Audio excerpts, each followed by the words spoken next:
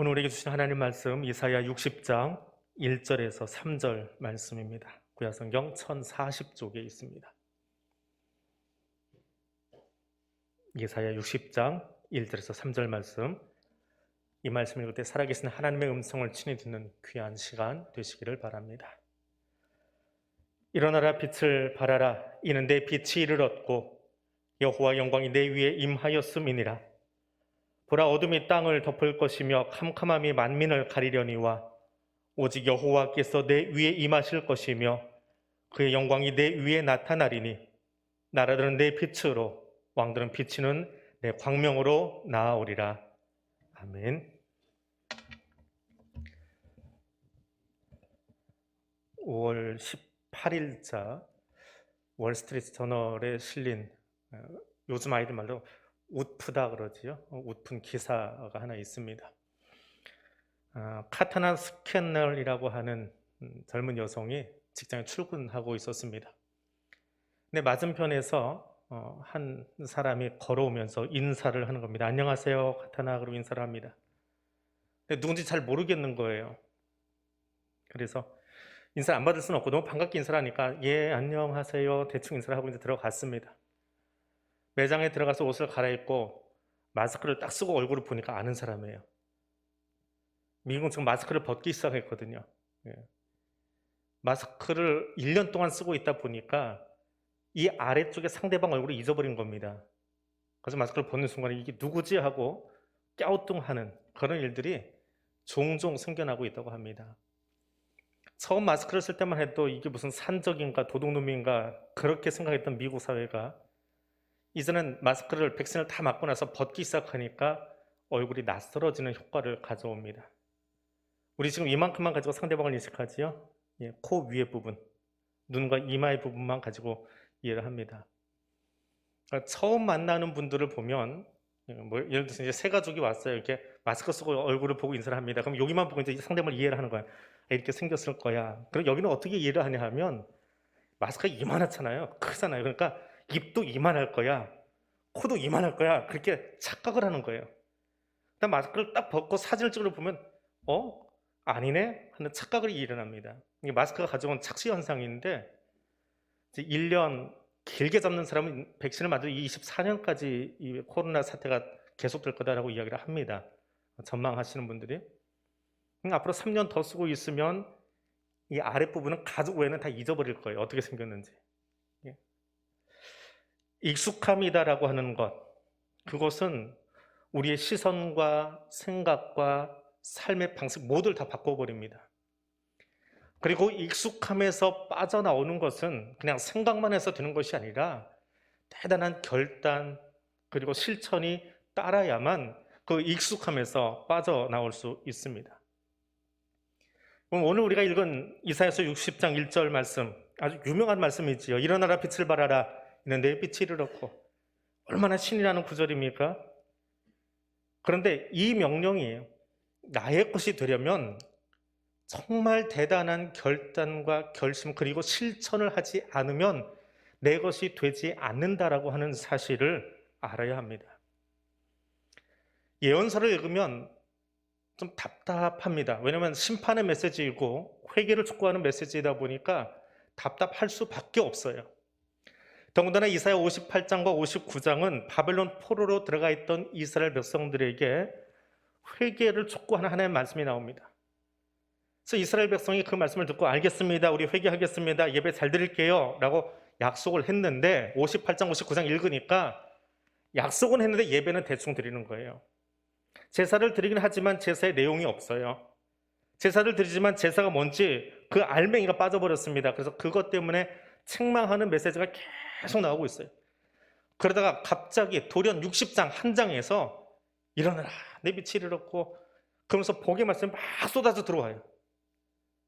그래서 성경 통독하다 보면 60장에서 뜨겁게 왜 갑자기 분위기가 이래?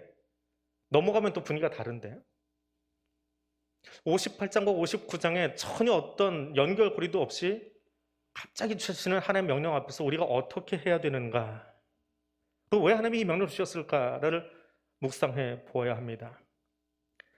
70년 포로 생활하다 보니까 그 삶이 자연스러워졌습니다. 그게 당연한 것 같고 고국으로 돌아가는 것, 이거는 별로 생각 안 합니다. 이제는 이게 너무 익숙해서 그냥 그러려니 하고 살고 있는 그들에게 주어진 명령이 60장 1절의 말씀입니다. 그 첫 번째 명령이 무엇입니까? 일어나라 하는 명령입니다. 일어나라. 바벨론 포로의 매너리즘에 젖어 있기 때문에 일어나라고 말씀하십니다. 영적으로 나태해져 있는 이스라엘 백성들뿐만이 아니라 말뿐인 그 예배 자리에서 진정한 예배 자리로 나오라고 이야기하고 있습니다. 바벨론 포로기의 해방은 다리오 왕의 칙령으로 이루어진 것이 아닙니다. 이스라엘이 가나안으로 다시 돌아가기 위해서는 그들이 하나님 말씀을 듣고 순종하고 그 묵었던 자리, 주저앉았던 자리, 뭉개던 그 자리에서 일어서야 합니다. 그러기 위해서는 먼저 말씀을 들어야 하고요. 듣기만 하는 것이 아니라 들은 대로 실천해야 비로소 그 다음 이야기를 진행할 수 있습니다. 하나님이 천지를 창조하신 분이고 병을 고치시는 분이고 지금도 우리와 함께 하시며 세계를 움직이시는 분 압니다. 아는 것에서 끝나는 것이 아니라 알기에 그 말씀대로 움직여야 합니다. 모세의 리더십이 있어서 출애굽을 한 것 아닙니다. 여호수아가 뛰어난 전략가라서 가나안 정복 전쟁을 벌인 것도 아닙니다. 다니엘이 총명해서 총리가 된 것도 아닙니다.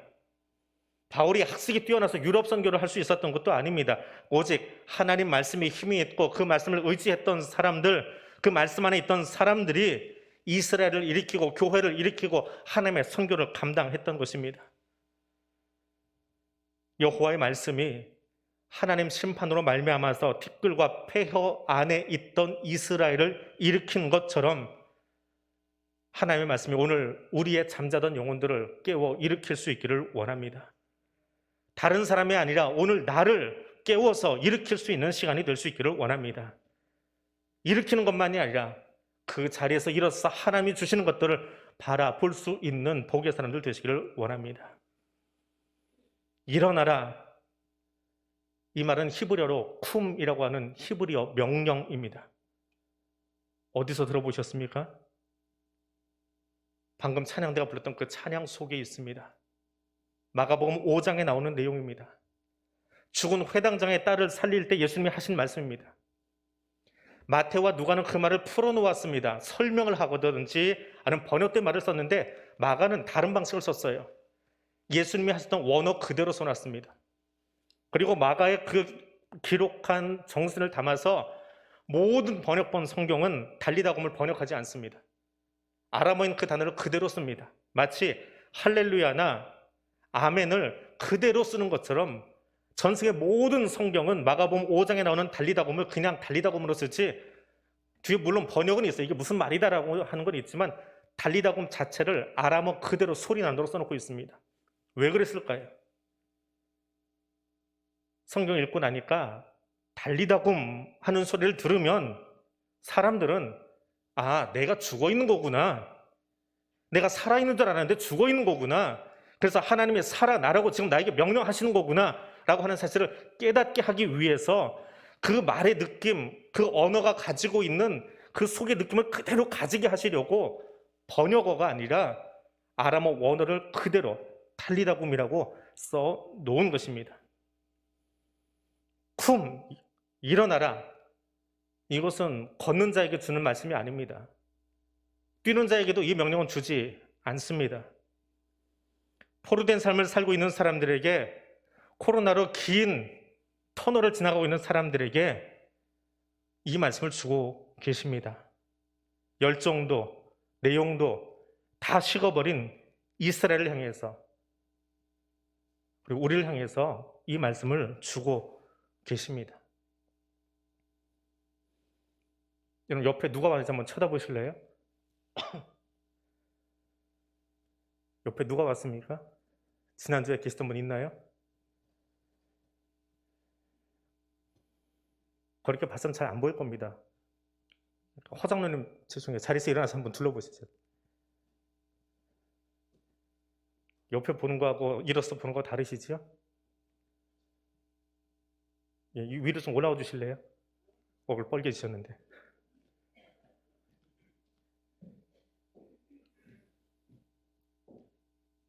누가 오는지 좀 보세요. 더 많이 보이시지요? 중층도, 아래층도. 그럼 일어서는 게 뭡니까? 네, 들어가셔도 됩니다. 일어서는 게 뭐예요? 누가 오는지 보세요라고 하는데 앉아서 고개만 갸우뚱해서 누가 오는지 볼 수 없습니다. 자기 앉은 자리에서 털고 일어나야 돼요. 털고 일어나면 보이나요? 저 2층에는 사람이 안 왔습니까? 자리를 옮겨야지요. 묵었던 그 자리에서 일어나서 자리를 움직여야 돼요. 다 볼 수 있는 자리를 움직여야 비로소 중층에 와 있는 사람도 볼 수 있습니다. 더 보려면요, 밖으로 나가봐야 돼요. 예배 봉사하시는 분들도 있고요. 지금도 다른 곳에서 기도하시는 분들도 있어요. 그거 다 보려면 움직여야 돼요. 일어나라라고 하는 명령은 귀로 들어서 되는 것이 아닙니다. 내 몸이 움직여야 돼요. 익숙해 있던 그 자리, 매너리즘에 빠져있던 그 자리, 이 정도면 되었지 하던 그 자리에서 일어나지 않는 한 우리는 그 다음 명령을 들을 수도 기대할 수도 경험할 수도 없습니다. 쿰이라고 하는 말은 엉덩이 들썩거리는 게 아닙니다. 허자님이 걸어 올라와서 여기 서서 2층을 본 것처럼 쿰이라는 명령을 들으면 하나님의 말씀을 들은 뒤에 그 말씀 앞으로 내가 걸어 움직여야 돼요. 움직여야 돼요. 그렇지 않고는 이 명령이 내 것이 될 수 없습니다. 하나님의 말씀 앞으로 나가야 역사가 시작됩니다. 우리 앉아있는 자리, 매너리즘에 빠지는 그 자리에서 일어나서 말씀 앞으로 걸어 나갈 수 있기를 원합니다.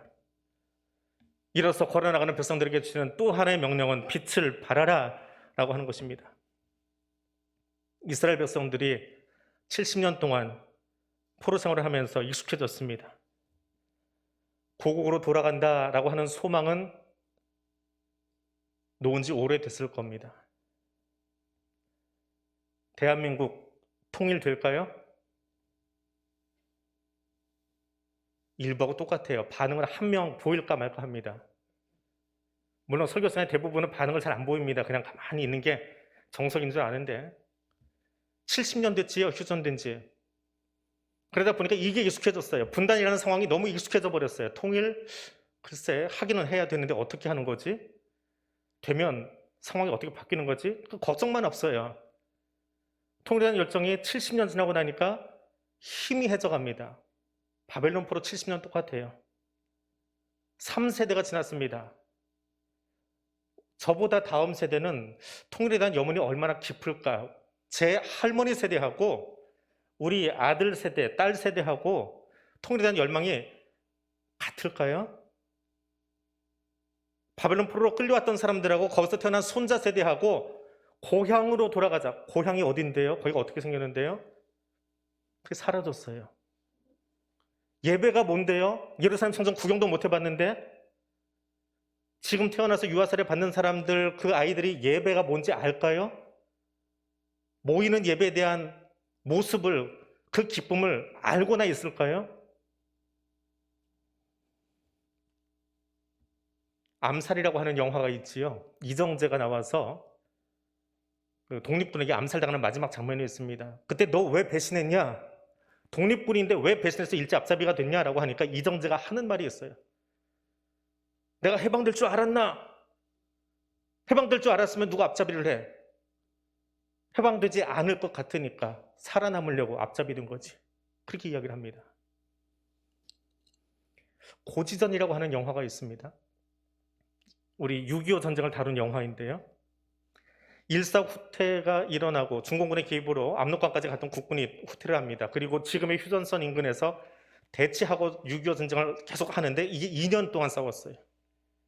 밀고 빌리는 게 아니라 거기서 그냥 고지 하나 더 뺏고 다시 빼앗고 뺏기고 이걸 하는데 2년을 합니다. 그 1953년 7월 이제 곧 휴전이 될 거야 라고 하는 기대는 있지만 그때쯤 되면 병사들은 어떤 마음을 가질까요? 그 마음을 담은 영화예요. 픽션일 수도 있지요.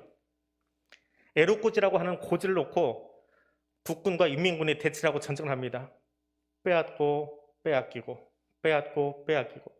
근데 그 과정에서 국군이 올라가서 그들이 머물러야 되는 동굴 속에 들어갑니다. 참호 속에 들어갑니다. 그리고 땅을 파면 상자가 하나 나와요.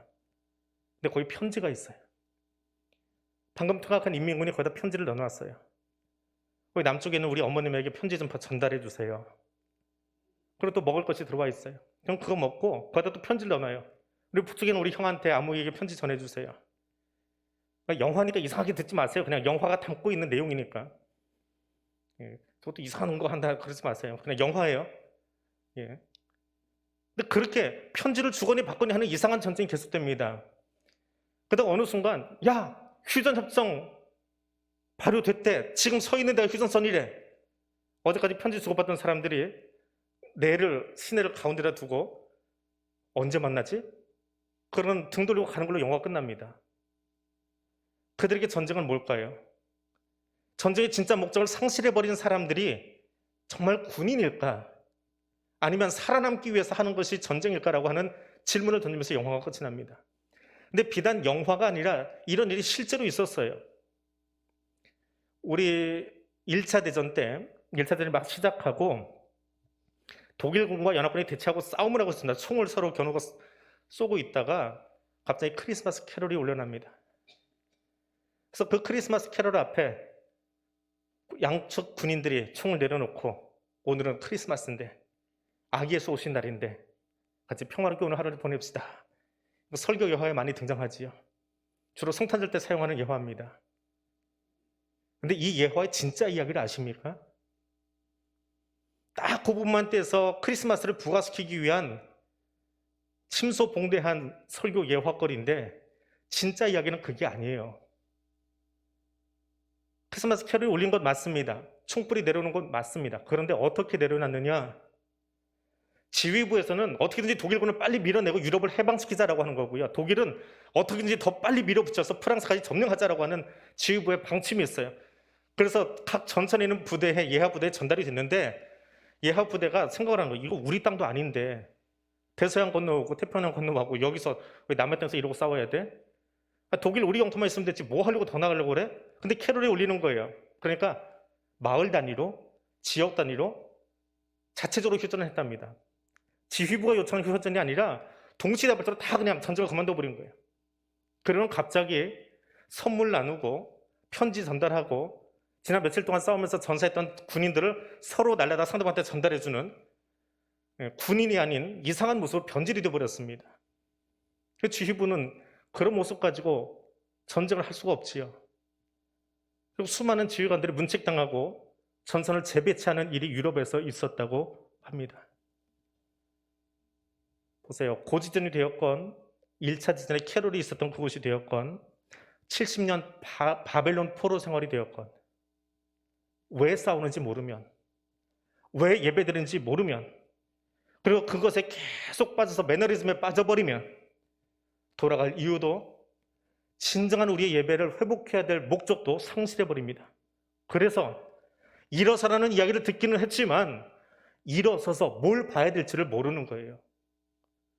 일어서 본 적이 없거든요. 본 적이 없거든요. 뭘 보아야 할지 모르는 겁니다. 왜? 내가 누군지 모르기 때문에요. 누가 온지 둘러보세요 라고 하는 말의 의미를 모르니까 고개만 끼우뚱하다 말아버립니다. 옆 사람 좀 보면 되었지. 근데 그 말의 의미가 뭐예요? 오늘 여기 누가 참석했는지 좀 둘러보고 파악하고 기억해 두고 필요한 기도하라는 의미가 담겨있는 말인데 보니까 그냥 옆 사람 보래네. 됐지요? 안 본 건 아니잖아요. 됐죠? 나 봤어요. 조금 더 심하게 하신 분들 됐죠? 난 뒤에도 봤어요. 근데 그렇게 하라고 보라고 한 겁니까? 아니지요. 어떻게 해요? 뭉개진 그 자리 말고 나와서 올라와서 보라는 거예요. 누가 온지 다 눌러보고 살펴보고 빠진 사람 있으면 기억해 두었다가 기도하라는 거예요. 일어나라라고 하는 하나님의 명령은 그것입니다. 고개 들썩거리라는 게 아니에요. 엉덩이 들썩거리라는 것이 아닙니다. 일어서랍니다. 그리고 어떻게 하라고요? 빛을 발하랍니다. 빛을 발하래요. 여호와 영광의 빛을 받아서 세상에 비추는 자로 살아가랍니다. 일어서 있는 것이 아니라 두리번거리는 것이 아니라 일어서서 하나님이 너에게 준 그 영광의 빛을 세상 가운데 비추라고 하십니다. 하나님의 영광을 세상에 보여주는 그리스도인으로 그것을 보여주는 교회로 살라고 명령하시는 것이 1장 1절의 명령입니다. 여러분 예배자로 살아가십시오. 마스크를 썼든지 벗었든지 그건 우리와 아무 상관없습니다. 그것 때문에 예배가 막힌다면 예배는 아무것도 아닌 거지요. 그렇게 힘이 없는 예배가 아닙니다. 마스크를 오늘 1년이 아니라 앞으로 10년을 더 쓰고 있다 할지라도 우리의 일상이 예배가 되어진다면 마스크는 아무것도 아니에요. 그러나 예배 드리기 싫은 사람은 마스크를 핑계합니다. 마스크 벗어도 예배는 드리지 않을 겁니다. 마스크와 상관없이, 코로나와 상관없이 여러분의 일상이, 저와 여러분의 일상이 하나님의 영광을 드러내는 그 빛을 비추는 일상의 예배자가 될 수 있기를 원합니다. 그것이 진정한 예배의 회복이기 때문에 그렇습니다. 그렇게 일어서 빛을 비추는 사람들에게 하나님은 복을 선언해 주십니다. 그 복의 내용이 요약된 것이 오늘 1절에서 3절의 본문입니다. 다시 한번 읽어드리겠습니다. 일어나 빛을 발하라. 이는 내 빛이 이르렀고 여호와 영광이 내 위에 임하였음이니라.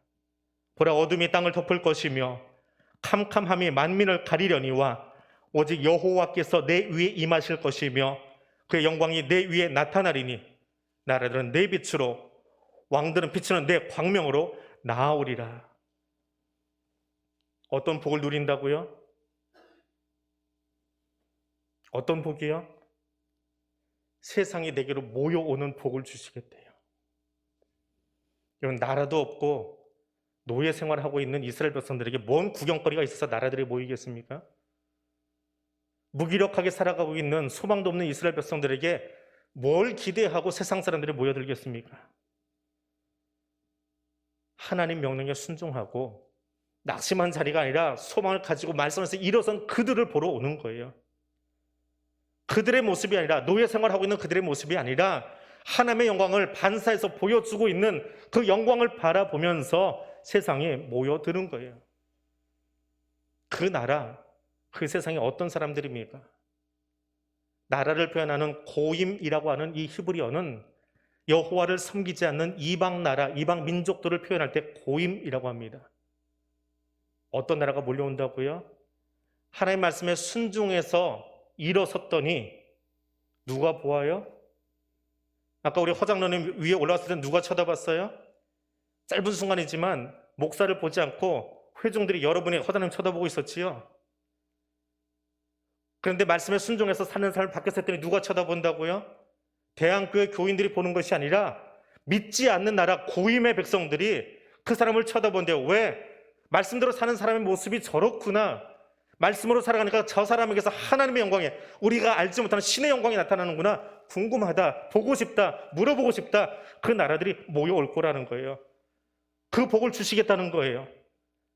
더 이상 흑암 속에, 절망 속에, 무기력함 속에 살아가는 백성이 아니라 하나님의 영광을 드러내는 축복의 통로로 살아가는 그 사람과 이야기하고 싶어서 믿지 않는 민족들이, 불신자들이 그리스도인으로 살아가는 우리들에게 몰려들 거라는 이야기예요. 하나님 그 복을 오늘 저와 여러분에게, 우리 교회에 부여해 주시기를 원합니다. 하나님의 말씀을 듣고 일어선 자들에게 주시는 복은 모여드는 복입니다. 이 복은 예수 그리스도를 구주로 영접했을 뿐만 아니라 그 기쁨을 드러내며 사는 여러분의 것임을 믿으시기 바랍니다. 예수 십자가 복음을 붙들고 일어서십시오. 그리고 나와 내 가정만이 아니라 예수 알지 못하는 모든 열방이 그 모습 보려고, 예수 말씀대로 사는 여러분의 모습, 여러분 가운데 나타나는 하나님의 영광을 보려고 모여드는 그 복이 여러분의 삶 가운데 가득할 수 있기를 원합니다. 그러면 하나님 복을 주시는데요, 60장의 내용을 한번 읽어보십시오. 재물이 바다를 건너서 쫓아올 거랍니다. 외국에서 허다한 무리들이 찾아올 거랍니다. 이방인들이, 원수되었던 자들이 내가 말하지도 않았는데 쫓아와서 나를 위해서 내 성벽을 지어 주겠답니다. 죄로 말미암아서 그동안은 섬겨야 됐던 이방의 왕들이 쫓아와서 넙죽넙죽 너에게 엎드릴 것이다 라고 말씀하고 계십니다. 말씀에 순종하기만 하면, 말씀에 순종해서 일어나서 그 말씀대로 살기만 하면, 그래서 하나님의 영광을 드러내면 하나님의 이 복들을, 말도 안 될 것 같은 이 복들을 이스라엘에게 뿐 아니라 오늘 우리 교회에, 여러분의 삶 속에 부어주시겠다고 약속하고 계십니다. 이 복의 주인공으로 사는 여러분 될 수 있기를 원합니다. 이 복을 누리며 실제로 산 사람의 이야기가 성경에 적혀 있습니다. 마을에서 덕망과 인품이 뛰어났던 사람들이 추대합니다. 투표로 뽑아요. 당신 우리 마을을 좀 섬겨주십시오. 우리 회당을 섬겨주십시오. 근데 한 사람을 세우지 않습니다. 독재를 원하지 않아요. 그래서 세 사람을 세운답니다. 세 사람이 순번이 되어서 회당을 섬겨요. 회당에서 일어난 대수사들을 챙기고 심부름을 합니다. 그게 회당장이랍니다. 선출직이에요. 임명직이 아니고 마을 사람들이 추천한 덕망 높은 사람들, 그리고 혼자가 아니라 세 사람이 협력해서 일하도록 만들어진 체계가 회당장입니다. 그러니까 뭐 제사장도 아니고요, 타고난 사람도 아니고요, 그냥 사람들이 보기에 우리 마을에 아유 저 사람 저 어른 정도면 참 좋다. 그렇게 뽑아진 사람 중에 하나가 야이로라고 하는 사람이 있습니다. 야이로에게는 외동딸이 하나 있었는데 이 딸이 죽어갑니다. 하나밖에 없는 딸이니까 눈에 넣어도 안 아프겠지요. 얼마나 마음이 아팠을까요? 그래도 마을에서 제법 인정받고 그 인품이나 덕망이 있는 사람들에게 그냥 걸어만 다녀도 넙죽 인사받을 만한 그 어르신이 딸이 죽어가게 되니까 급해졌어요. 그래서 마가복음 4장에서 말씀 전하고 있는 바닷가의 청년 예수에게 쫓아갑니다. 그 청년 예수에게 쫓아가서는 바닷가에서 그 청년 예수에게 그 어른이 넙죽 엎드려 버려요. 예수 청년이요, 내 딸 죽었습니다. 내 딸 죽게 생겼습니다. 내 딸 좀 살려주세요. 내 딸 좀 살려주세요. 애걸복걸합니다. 단어들을 풀어내면 그런 장면이에요. 내 딸 죽게 생겼으니까 제발 좀 살려달라고 자기 체면, 자기 위신 다 내려놓고 그냥 엎드려서 예수에게 부탁합니다. 내 딸 좀 살려주세요. 내 딸 좀 살려주세요. 예수가 그 말씀을 듣고 사람들이 빈정거리죠. 죽었는데 뭐 가서 뭐 하려고 그런 말을 하는 사람도 있고요. 이제는 장례 준비해야지. 아이고 그 집안에 안 좋은 일 생겼지. 또 어떤 사람은 정말 안타까워서 같이 울고 있는데 그거 다 뒤로 하고 부모와 제자 세 사람만 데리고 방으로 들어갑니다. 그리고 뭐라고 말씀하셨어요? 앞에 답안지 써놔도 못 읽어요. 뭐라고 말씀하셨어요? 마가 번역을 안 했어요. 일부러. 나 죽어 있는 거야. 죽어 있어서 살리려니까 말씀하시는데 죽은 자야 일어나라도 아니고 소녀야 달리다, 소녀야 쿰 일어나라. 아침잠 깨우듯이 소녀를 깨웁니다. 그랬더니 죽음의 권세 아래, 죽음의 법 아래 묶여있던 딸이 일어납니다. 저 단어가 가지고 있는 의미처럼 잠에서 깨어나듯 기지개 켜고 일어납니다. 의심 속에, 눈물의 도가니 속에 장례 준비하던 무리들에게 이 딸이 나아갑니다. 그 뒤의 이야기는 성경에 적지 않았지만 사람들이 소녀에게 몰려서 물어보기 시작합니다. 어떻게 된 거야? 죽었다고 했는데 어떻게 살아났어? 뭔 소리가 들렸어? 우리는 그 방에 들어가 보지 않았는데 그 방에서 어떤 일이 일어난 거야? 예수님 뭐라고 하셨어? 예수 음성이 네 귀에 들리기는 한 거야? 들렸으니까 뭐가 움직였을 텐데 그 음성이 어떻게 들렸어? 쿰. 성경은 일어난 소녀의 이름도 적지 않았습니다. 하지만 이름이 적히지 않은 이 무명의 소녀는 그녀의 남은 생애 동안 달리다군, 그 말이 자신의 귀에 들렸을 때, 죽음의 권세가 붙잡고 있던 자신에게 들렸을 때 죽음의 권세는 떠나가고 생명의 주님의 능력이 자신에게 들어와서 자신이 일으키던 그 경험을 일평생 간증하고 증언하느라고 남은 생애를 다 썼을 거예요. 그리고 또 누가 찾아와요? 예수 부활하신 뒤에는 부활을 이미 경험했던 그 처녀, 누군가 수소문하고 찾아와서 예수 알지도 못하던 사람들이 예수의 능력이 무엇인지 더 알아보고 싶어서 온 세계 사람들이 그녀가 있는 동안은 그곳으로 몰려왔을 거예요. 저 마가는 그녀를 보호하기 위해서 이름을 썼지 않았을 수도 있습니다. 상상이지만 아무튼 남아있는 생애 동안 자신이 경험했던 그 부활의 경험, 부활의 능력이 무엇인지 나누고 전하느라고 이 소녀는 정말 바쁜 삶을, 증인의 삶을 살아갔을 겁니다. 예수의 음성을 듣고 이 자리에 모인 여러분, 이 소녀가 겪었던 그 부활의 기쁨, 그 부활의 감격을 여러분도 함께 누리실 수 있기를 원합니다. 그리고 하늘의 복이 무엇인지 듣고자 부활의 삶이 어떤 것인지 궁금해서 몰려오는 많은 사람들에게 예수 십자가 생명의 복음을 전하는 빛을 발하는 증인의 삶 살아갈 수 있기를 주님의 이름으로 축복해 드립니다. 기도하겠습니다. 복의 근원이 되시는 하나님, 세상이 우리를 힘들게 하고 낙심케 하고 어둡다 할지라도 일어나라 말씀하시는 하나님의 말씀을 듣게 하시니 감사합니다. 우리의 소망이 되시는 하나님, 주의 말씀을 의지하여 일어서겠습니다. 내 힘과 의지가 아니라 생명의 주인 되신 여호와의 말씀을 의지하여 일어서겠습니다.